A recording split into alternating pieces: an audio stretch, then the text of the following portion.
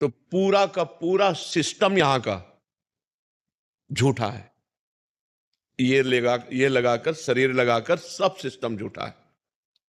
अभी प्राण निकले तो न पत्नी, न पुत्र, न परिवार, न जमीन, न बैंक बैलेंस, न शरीर, कुछ नहीं।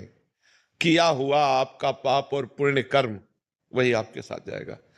अगर हमने इस संसार में रहते हुए भगवान का भजन कर लिया, कोई पाप कर्म नहीं किया और भगवान को प्राप्त कर लिया, तो मानव जीवन का परम लाभ। आप बहुत प्रतापवान होकर दिव्य विमान पर बैठकर भगवान के वैकुंठ धाम की यात्रा होगी। जो राम उपासक है साकेत धाम की उपासना हो, शिव है कैलाश धाम की, प्रिया प्रीतम के हैं निकुंज की। ये हुआ परिणाम कि आपका जय हो कहते हुए मंगलमयी यात्रा। नहीं तो दुनिया में लाखों का मेला जुड़ा, हंसा जब जब उड़ा तो अकेला। पूरा जीवन झूठे में गया कि नहीं गया? फाइनल पे आओ।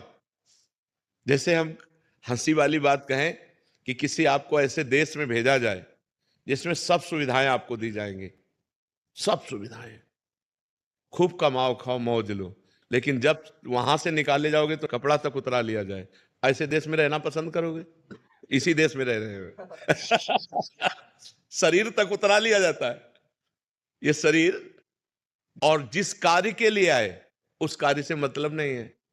कार्य के लिए आए हैं मोक्ष, मुक्त होने के लिए कि आप दोबारा मुझे इस संसार में नहीं, अब भगवान के दिव्य देश में, भगवान के दिव्य राज्य में अगर यहां आए भी तो कर्म बंधन मुक्त होकर के आए, कर्मों में बंधे हुए नहीं। इतना दुख है संसार में, दुख ही दुख। आप जिधर देखो दुख ही दुख, दुखालयम शाश्वतम। और इसमें हम राजी हैं, दूसरे के 100 लेके जा रहे हैं, बोल रहे हैं राम नाम सत्य है, लेकिन अपनी समझ में नहीं आ रहा कि सत्य है क्या। लग जाते हैं, लेकिन अपने को पता नहीं कि यही दशा मेरी होनी है, कोई मेरे साथ नहीं जाना। तो मानव जीवन का परम लक्ष्य भगवत प्राप्ति। अब आप गौर करने की बात है कि जैसे आप 50 वर्ष के हो, तो 50 वर्ष में आपने जो भी कमाया है, अगर वो पूरा दे करके 5 श्वासें खरीदना चाहें तो आप नहीं खरीद सकते।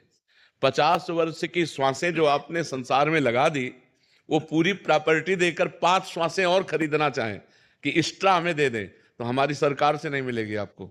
इतनी कीमती श्वासें हैं, यदि हम इन श्वासों में राम न बोले, राधा न बोले, कृष्ण न बोले, तो बहुत बड़ा घाटा हो गया, बहुत बड़ा घाटा हो गया, जिसकी पूर्ति कहीं हो ही नहीं सकती। अच्छा, इस जन्म में हम मनुष्य बने, अगले जन्म में पशु बने, पक्षी बने, क्या पता कि हमारे कर्म के परिणाम में हमको क्या बनाया जाए। अब आप देख लो यहाँ पशुओं के साथ कैसा बर्ताव होता है। ऐसे पैर बांध दिए और नीचे से आग लगा दी, जिंदा वो आधा घंटे में जल जल के भुनता है। और वो तो मौत से खाते हैं, लेकिन उसकी दशा देखो, वो भी जीव है, चाकू से उसको काटते हैं, मारते हैं। जीव तो जीव है। एक चींटी के पीछे आप अंगुली लगाइए ऐसे, तो देखो वो प्राण बचा के भागना चाहती है। एक चींटी को भी अपने प्राण उतने ही प्रिय जितने हमको प्रिय हैं। फिर इन पशु पक्षियों के साथ ऐसा बर्ताव, तो पता